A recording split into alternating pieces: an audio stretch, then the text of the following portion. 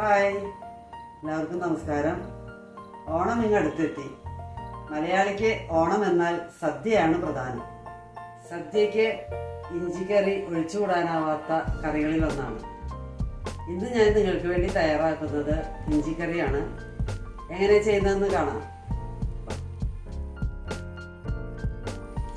ഇവിടെ ഞാനൊരു 100 ഗ്രാമോളം ഇഞ്ചി എടുത്തു വെച്ചിട്ടുണ്ട്. വാളംപുളി ഇച്ചിരി ചൂടുവെള്ളത്തിൽ എടുത്തു വെച്ചിട്ടുണ്ട്. പിന്നെ മഞ്ഞൾപ്പൊടി, മല്ലിപ്പൊടി, മുളക് പൊടി, ഉപ്പ്, തേങ്ങ, പിന്നെ താളിക്കാൻ വേണ്ട ഉള്ളി, വറമുളക്, കറിവേപ്പില, ഒരു അല്പം പഞ്ചസാര. ചിലർ ശർക്കരയാണ് ചേർക്കുന്നത്. ശർക്കരയിൽ ഇച്ചിരി ടേസ്റ്റ് പഞ്ചസാരയാണെന്നാണ് എനിക്ക് തോന്നിയിട്ടുള്ളത്. അതുകൊണ്ട് ഞാനിത് പഞ്ചസാരയാണ് എടുത്തിരിക്കുന്നത്. പിന്നെ ഇതിന് വേണ്ട വെളിച്ചെണ്ണ. ഞാൻ ആദ്യം ഈ ഇഞ്ചി ഒന്ന് ചതച്ച് പിഴിഞ്ഞ് അതിൻ്റെ നീര് മാറ്റി ആ പിശറ് തേങ്ങയോടൊപ്പം ചേർത്ത് വറുത്തെടുക്കുകയാണ് ആദ്യം ചെയ്യുന്നത്. അപ്പോൾ ഇഞ്ചി നമുക്ക് ചതച്ച് പിഴിഞ്ഞ് അതിൻ്റെ നീര് മാറ്റാം.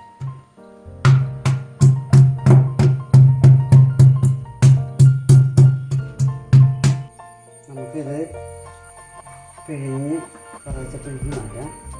ഈ നീര് കളയരുത്, ഇത് നമുക്ക് ആവശ്യമുണ്ട്. ഇഞ്ചി ഞാൻ നല്ലപോലെ ചതച്ചെടുത്തിട്ടുണ്ട്. ഇത് നമുക്കൊന്നുകൂടി പിഴിഞ്ഞതിൻ്റെ കംപ്ലീറ്റ് നീരും പിഴിഞ്ഞ് മാറ്റാം. നീര് വേണ്ട, ഈ നീര് കളയരുത് കേട്ടോ.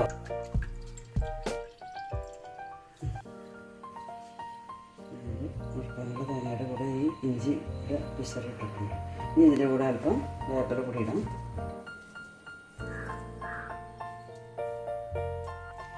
ഇനി ഇതെല്ലാം കൂടി നമുക്കൊന്ന് വറുത്തെടുക്കാം.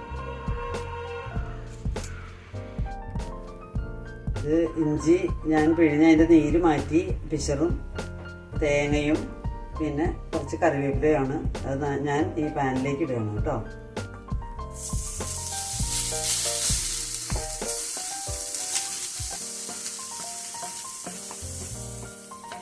ഞാൻ എണ്ണയൊന്നും ഒഴിച്ചിട്ടില്ല. വേണമെങ്കിൽ നമുക്കൊരു തുള്ളി എണ്ണ ഒഴിക്കാം. കാരണം ഈ പാത്രത്തിൻ്റെ അടിയിൽ പിടിക്കാതിരിക്കാനായിട്ട് ഇഞ്ചി കൂടി ഉള്ളതുകൊണ്ട് ഒരല്പം എണ്ണ ഒഴിച്ചു കൊടുക്കണം.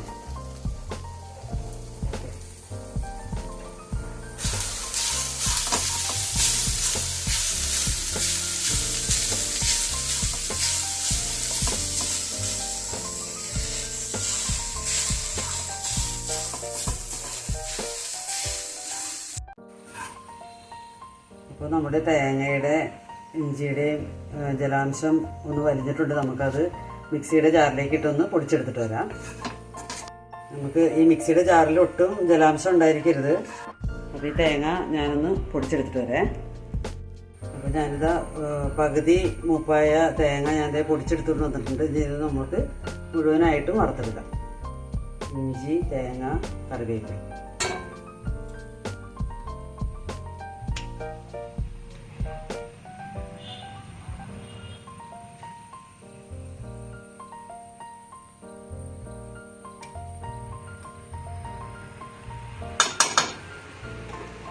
നമുക്ക് ഒരു അല്പം എണ്ണ ഒഴിച്ച് കൊടുക്കാം. പാത്രത്തിൻ്റെ അടിക്ക് പിടിക്കുന്നതുകൊണ്ടാണ്.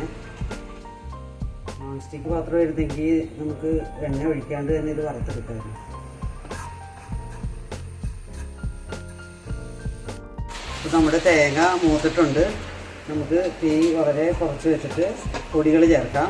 ആദ്യം മഞ്ഞൾപ്പൊടിയാണ്. മഞ്ഞൾപ്പൊടി നമുക്കൊരു 1/2 സ്പൂൺ. മല്ലിപ്പൊടി നമുക്കൊരു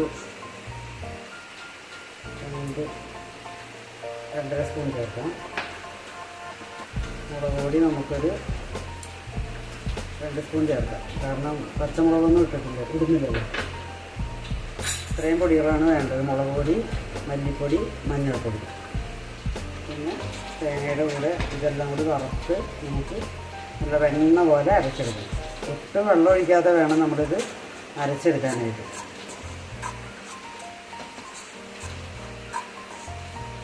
പൊടികൾ മൂക്കട്ടെ. അത് കഴിയുമ്പോൾ നമുക്ക് തീ ഓഫ് ചെയ്യും.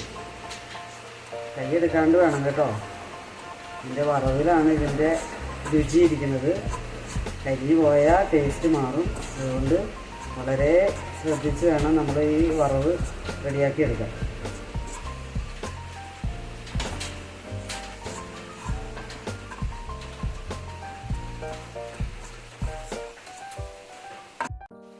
നമ്മുടെ ഈ വറവ് ഒന്ന് അരച്ചെടുത്തിട്ട് വരാം.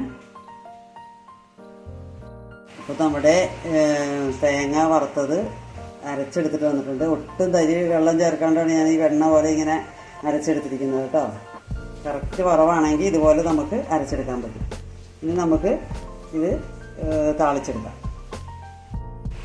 അപ്പോൾ ഞാനൊരു ചട്ടി അടുപ്പത്ത് വെച്ചിട്ടുണ്ട്.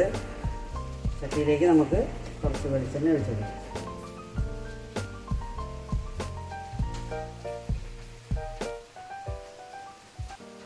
എണ്ണ ചൂടാകുമ്പോൾ നമുക്ക് കടുക് ഇട്ട് കൊടുക്കാം.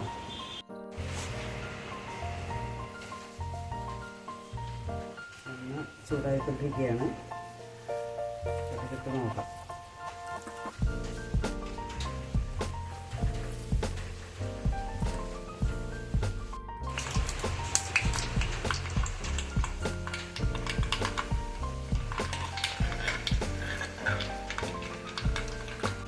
വറമുളക് ഇട്ട് കൊടുക്കാം.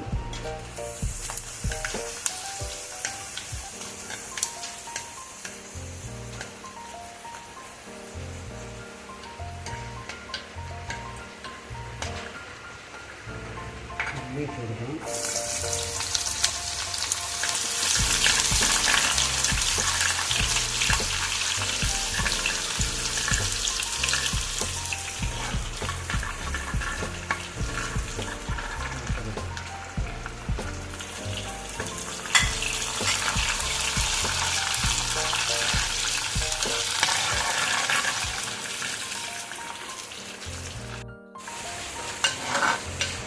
നമ്മുടെ ഉള്ളി, കറിവേപ്പില, വറമുളക് എല്ലാം മൂത്ത് തുടങ്ങി.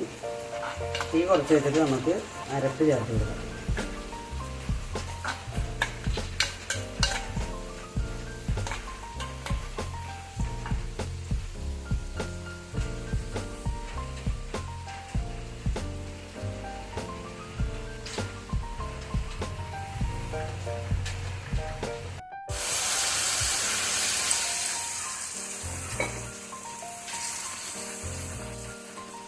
നമുക്ക് പുളിവെള്ളം ഒഴിച്ചു കൊടുക്കാം. പുളി അധികം എടുക്കണം, അല്ലെങ്കിൽ നമുക്ക് വെള്ളം അധികം ഒഴിക്കേണ്ടി വരും. നല്ല കുറുകിയ പുളിയാണ്.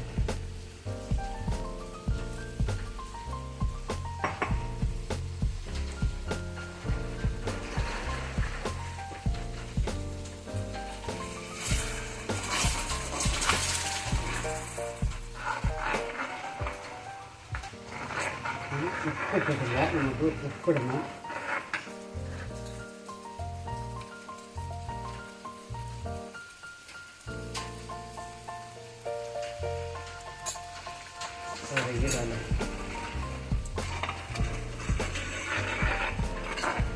പിന്നെ നമ്മൾ ആദ്യം ഇടിച്ച് പിഴിഞ്ഞ് മാറ്റി വെച്ച ഇഞ്ചിയുടെ നീര്, അതിൻ്റെ അടിവശത്തെ ഇത് ഒഴിക്കരുത്, അത് വേണ്ട.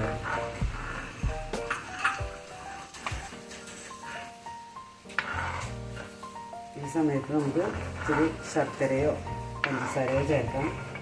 ഞാനിവിടെ അല്പം പഞ്ചസാരയാണ് ചേർക്കുന്നത്.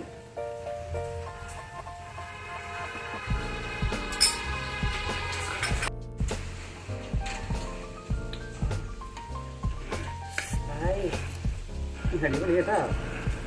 ഇച്ചിരി എരിവ് കൂടുതലുണ്ട്, അപ്പോൾ അത്രയും മുളക് പൊടി നമ്മൾ ഇടണ്ട. എരിവ് ആവശ്യമുള്ളവർക്ക് അത്ര ഇടാം. സൂപ്പർ ഇഞ്ചിക്കറിയാണ്. ഇരിക്കും തോറും നല്ല ടേസ്റ്റ് ആവും ഇത്. ഇപ്പം ഇത്രയും ടേസ്റ്റ് ഉണ്ടെങ്കിൽ അത് ഇരിക്കുമ്പോൾ നല്ല ടേസ്റ്റ് ആയിരിക്കും. അപ്പോൾ നമ്മുടെ ഇഞ്ചിക്കറി ഇതാ റെഡി ആയിക്കൊണ്ടിരിക്കുന്നു. ഇത് ചട്ടി ആയതുകൊണ്ട് അതിൻ്റെ ജലാംശമൊക്കെ ഇച്ചിരി കൂടി പറ്റുമ്പോൾ ഒന്ന് കുറുകിക്കോളും. സദ്യക്കൊക്കെ നമ്മൾ തലേ ദിവസമുള്ള തൊടുകറികളൊക്കെ ഉണ്ടാക്കി വെക്കണം. അപ്പോൾ നല്ല എടുക്കുമ്പോൾ നല്ല രുചിയായിരിക്കും. നല്ല അടിപൊളി ഇഞ്ചിക്കറിയാണ്. നിങ്ങളെല്ലാവരും ഇങ്ങനെയല്ല ചെയ്യുന്നതെങ്കിലും ഒന്ന് ചെയ്ത് നോക്കണം കേട്ടോ. എന്താ സൂപ്പർ ഇഞ്ചിക്കറിയാണ് ഇത്. നമ്മൾ ഫ്രിഡ്ജിൽ വെച്ച് സൂക്ഷിച്ച് നമുക്ക് ഉപയോഗിക്കാം.